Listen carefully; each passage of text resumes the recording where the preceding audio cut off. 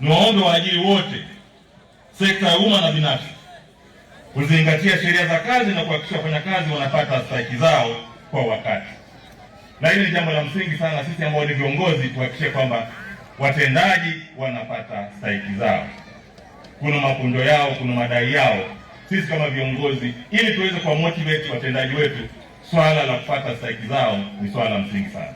Kama ikiwa ni taasisi binafsi au ni taasisi ya serikali, swala la mtu kupata stahiki yake ni swala la msingi, na sisi viongozi na hasa viongozi wa umma tuna kila sababu ya kutimiza hilo.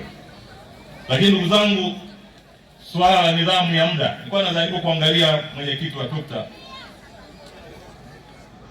wajibu na haki, naomba nilipigie mstari. Sisi wafanyakazi tumekuwa siku zote tunataka haki, lakini tuna kila sababu ya kutimiza wajibu wetu, na naomba tupigie swala la nidhamu ya muda.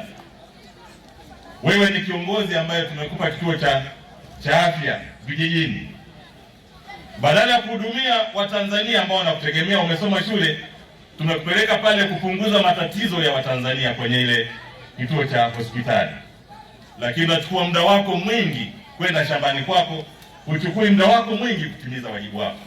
Niwaombe sana wafanyakazi wenzangu, na bahati nzuri tumepata elimu ya kutosha, kila mtu na elimu yake kwa nafasi yake.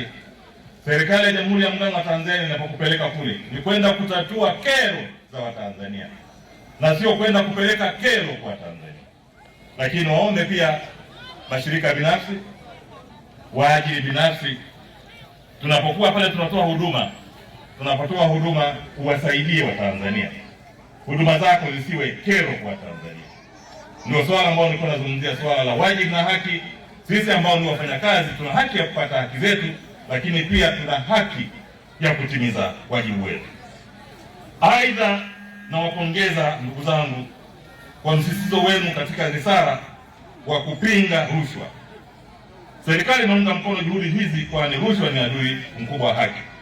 Kwa maendeleo na ustawi wa wafanyakazi, ni wajibu wa kila mmoja wetu kupambana nayo bila kusita. Taasisi zote tuko responsible kuona tunapiga vita swala la rushwa.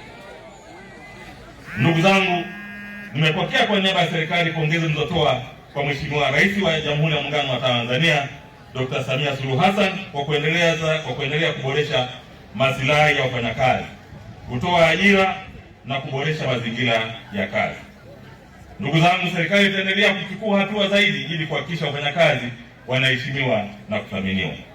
Ndugu wafanyakazi, serikali imeasikia, narudia mwenyekiti wa TUCTA, tumeasikia na mimi nitafikisha panapohusika, tumeasikia na kuyaombea maombi yenu muhimu, hususan marekebisho ya sheria za kazi ili kuondoa mkanganyiko uliopo, changamoto ya hifadhi ya jamii ambayo baadhi ya waajiri hawawakilishi kwa wakati.